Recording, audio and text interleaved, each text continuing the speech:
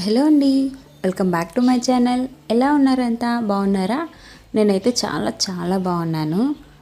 So మీరు ఎలా ఉన్నారనేది అయితే కామెంట్ చేసేయండి. ఈరోజైతే చెప్పడం ఎందుకులేండి, వీడియోలో చూస్తే మీకే అర్థమైపోయి ఉంటుంది కదా. సో ఈరోజైతే నేను పెరుగు మీద మీగడ తీసి ఫ్రిడ్జ్లో పెట్టేసి దాంతో అయితే నెయ్యి తయారు చేస్తున్నాను అనమాట. మా ఇంట్లో రెగ్యులర్గా నెయ్యి ఇలానే తయారు చేస్తాను. మేము బయట కొనుక్కునేది తక్కువే అనమాట. ఇంట్లోనే మ్యాక్సిమం చేస్తూ ఉంటాను. ఎప్పుడైనా హెవీగా కావాలనిపించినప్పుడు మాత్రమే బయట కొంటుంటాను. ఈ మధ్య అయితే పాల క్వాంటిటీ ఎక్కువ తీసుకోవడం వల్ల బయట అయితే అస్సలు కొనలేదనమాట. సో ఫస్ట్ అయితే మీగడంతా ఒక గిన్నెలో వేసేసుకొని బాగా చిలకాలండి. ఇది వరకు కాలంలోనే చిలికేవాళ్ళు, ఇప్పుడైతే మిక్సీలు వచ్చేసాయి. సో మిక్సీలతో వాటిలతో అయితే చేసేస్తున్నారన్నమాట. బట్ మిక్సీలతో వాటిలతో వేయడం ఏంటంటే ఎక్కువ పని, మనకు గిన్నెలన్నీ జిడ్డు జిడ్డుగా అయిపోతాయి. సోప్తో ఎన్నిసార్లు కడిగినా కూడా పోవు అనమాట. చిరాకు వస్తుంది. నాకైతే అసలు అలానే అనిపిస్తుంది అనమాట. కొంచెం కూడా నచ్చదు అనమాట అసలు. అందుకనేసి ఇలా దీంట్లో పెట్టేసుకొని గిన్నెలో కవం పెట్టేసి కొంచెం వాటర్ పోసేసి చిలికి వెన్నంతా తీసేసుకుంటాను. అలా తీసిన వెన్ననైతే నేను మంచి వాటర్లో వేసుకొని మళ్ళీ కడుక్కుంటాను అనమాట. అంటే చాలా రోజుల నుంచి ఇలానే ఉంటాయి కదా. సో కొంచెం పులుపు వాసన ఏదన్నా ఉన్నా కూడా పోయిద్దనేసి మళ్ళీ వాటర్లో కడుగుతానమాట. కడిగిన తర్వాత దాన్ని సపరేట్ గిన్నెలోకి అయితే తీసుకొని, సో వీడియోలో చూస్తున్నారు ఇలా బాల్ లాగా ఎందుకు చేస్తున్నాను అనుకుంటున్నారా? అంటే నీళ్ళల్లో వేసాక మనకు తేలి రావడానికి అనమాట. ఇంకొక థింగ్ ఏంటంటే ఇందులో పులుపు, అంటే పెరుగులోది కదా, పులుపు ఎక్కడైనా ఉన్నా కూడా అలా ప్రెస్ చేస్తే లైట్గా ఆ వాటర్ అంతా కూడా కిందకి వెళ్ళిపోతుంది. సో ఈ విధంగా రెడీ చేసుకున్న వాటన్నిటిని కూడా మంచి వాటర్లోంచి ఇలా ముంచి లేపేసి వాటర్ అంతా కొంచెం ప్రెస్ చేసేసి కిందకి వెళ్ళిపోతాయి. అలా కిందకి వెళ్ళిపోయిన వాటిలోంచి ఇట్లా సపరేట్ గిన్నెలోకి తీసుకొని చూస్తున్నారా, వాటర్ అనేది అంతా కూడా ఫస్ట్ పిండేయాలన్నమాట. కొంచెం ప్రెస్ చేస్తే చాలు, గట్టిగా ప్రెస్ చేయక్కర్లేదు, వాటర్ అంతా వచ్చేసాయి. చూసారా, అక్కడ నేను వాటర్ అంతా తీసేసినా కూడా మళ్ళీ వెన్నతో పాటు వాటర్ అనేది యాడ్ అవుతుందన్నమాట. సో మీగడకి వెన్నకి ఇట్లానే వస్తూనే ఉంటుంది అనమాట వాటర్ అనేది. బట్ మనమైతే ఊరుకోలేం కదా, ఈ వాటర్ అంతా కూడా నేను మళ్ళీ వంచేస్తాను అనమాట. సో ఇలా గిన్నెలో వేసుకున్న వెన్ననంతా కూడా స్టవ్ ఆన్ చేసేసి మీడియం ఫ్లేమ్లో పెట్టుకొని ఈ గిన్నె తీసుకొచ్చేసి గ్యాస్పై పెట్టేసుకోవాలన్నమాట. ఒక 5 మినిట్స్కి వెన్నంతా మెల్ట్ అయిపోయి నెయ్యి అనేది సపరేట్ అవుతూ ఉంటుంది. ఇంకా అవ్వదండి, జస్ట్ అవుతుందన్నమాట, అంటే కాగుతుంది. చూస్తున్నారా వీడియోలో, ఇలా బుడగల్లాగా పైకి వచ్చి పొంగు వస్తుందన్నమాట. ఇలా ఈ పొంగంతా ఒక 5 మినిట్స్ వదిలేస్తే మనకు నెయ్యిని లైట్గా, అంటే లైట్గా వదులుతుంది, కొంచెం కొంచెంగా వదులుతుంది. సో ఈ స్టేజ్ ఉంది చూసారా, ఈ స్టేజ్ అయితే చాలా చాలా మనం అసలు జాగ్రత్తగా చూడాల్సిన స్టేజ్ అనమాట. ఇక్కడ లైట్గా సాల్ట్, ఇక్కడ కల్లుప్పే అండి నేను ఇంట్లో రెగ్యులర్గా వాడేది, వీటిలో కూడా కల్లుప్పే వేసుకున్నాను. కొంచెం తక్కువ అయితేనే సాల్ట్ వాడతాను. సో నెయ్యిలోకి కొంచెం, అంటే కొంచెం పించ్ ఆఫ్ వేసుకోవాలన్నమాట. 2 కల్లుప్పు వేసుకొని, అండ్ 1 స్పూన్ జీలకర్ర, 2 రెమ్మల కరివేపాకు వేసుకొని, అబ్బా ఇప్పుడు ఒక స్మెల్ వస్తుందండి కలుపుకుంటే. అబ్బా ఎందుకులే, అసలు ఆ స్మెల్కే టెంప్ట్ అయిపోతారనమాట మా వారైతే. అంత బాగుంటుంది స్మెల్ అయితే. చూస్తున్నారా నెయ్యి అనేది ఎలా సపరేట్ అవుతుందో గిన్నె నుంచి, మీగడ వెన్న నుంచి కూడా. సో ఈ స్టేజ్ అంతా కూడా చాలా బాగుంటుంది. అదిగో నెయ్యి కనిపిస్తుందా మీకు స్పూన్లో? వీడియోలో కనిపిస్తుందో లేదో అని చెప్పేసి స్పూన్తో కూడా ఇలా చూపిస్తుంది అనమాట. సో నెయ్యి అయితే టేస్ట్ అయితే అసలు వేరే లెవెల్ అండి. చాలామంది నెయ్యి కాసేటప్పుడు ఉప్పు అనేది వేయరనమాట. బట్ నాకైతే అలవాటు ఉంది. టేస్ట్ కోసం నేను కొంచెం పించ్ జస్ట్ వేసామన్నట్టుగా కొంచెం ఉప్పు అయితే వేసుకుంటాను. సో ఇక్కడ నెయ్యి అంతా కూడా పైకి అయితే తేలుతుందనమాట. ఇంకా వెన్నలో ఉన్న నెయ్యి కూడా అలానే ఒక 5 మినిట్స్ వదిలేస్తే మొత్తం అయితే పైకి తేలి మనకు నెయ్యి అయితే తయారవుతుందనమాట. సో అలా ఉప్పు అనేది చాలామంది వేసుకోరు, బట్ నేనైతే వేస్తానండి.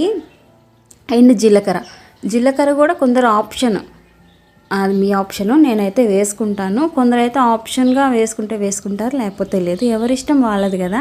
ఇది నా ఇష్టం, మీరు వేసుకోండి అయితే నేను చెప్పను, బట్ వేసుకుంటే మాత్రం టేస్ట్ అదిరిపోతుంది అనమాట.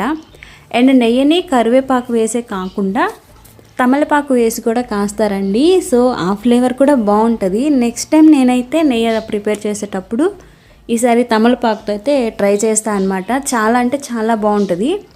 ఈ స్మెల్ అంటే దీని టేస్ట్ డిఫరెంట్ ఉంటుంది, దాని టేస్ట్ కూడా డిఫరెంట్ ఉంటుంది. రెండు ఒకేలాగైతే అస్సలు ఉండవు అనమాట. అస్సలు ఉండవు. సో ఇక్కడ నెయ్యి అంతా పైకి వచ్చేసింది, పొంగుతుంది. చూస్తున్నారా, ఇదంతా నెయ్యి అనమాట మొత్తం.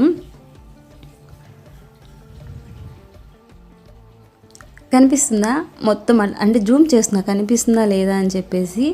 కింద వెన్నంతా కూడా పూర్తిగా మెల్ట్ అయిపోయి మొత్తం నెయ్యి అయితే పైకి ఇలా తేలిందనమాట. సో నెయ్యి తేలిన తర్వాత నెయ్యి చూసారా బాగా కాగిందనమాట. కాగి ఇలా పొంగులాగా వస్తుంది.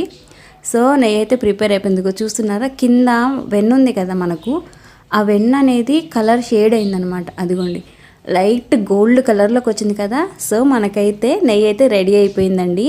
ఇంకా స్టవ్ ఆఫ్ చేసేసుకుంటే ఈ పొంగంతా కూడా లోపలికైతే వెళ్ళిపోతుంది.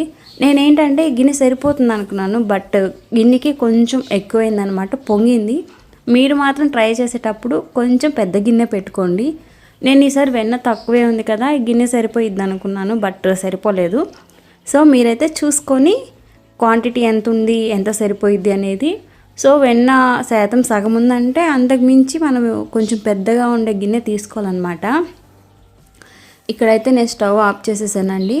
సో ఇంకా పొంగు వస్తూనే ఉంది. చూసారా, స్టవ్ ఆఫ్ చేసినా కూడా ఇది పొంగు వస్తూనే ఉంది. అసలు చూసారా ఎంత మంచి కలర్ వచ్చిందో కదా. సో కింద వెన్నంతా కూడా మంచి గోల్డ్ కలర్లోకి వచ్చిందనమాట. స్మెల్ అయితే ఇల్లంతా అదిరిపోయింది. ఒక 5 minutes వదిలేస్తే ఇలా ఉంది నెయ్యి పరిస్థితి అయితే. అబ్బా, అసలు ఎంత కమ్మటి వాసన వస్తుందంటే అంతకు మించి టేస్ట్ ఉంటుందన్నమాట.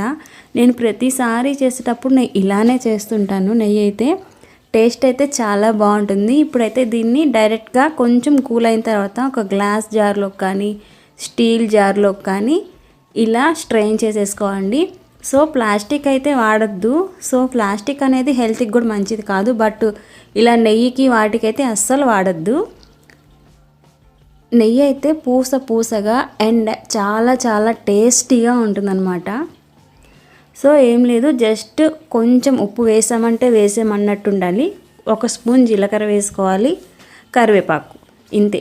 ఈ 3 కూడా ఎక్కడ ఏది వేసుకోవాలనేది నేనైతే వీడియోలో డీటెయిల్గా చూపించాను.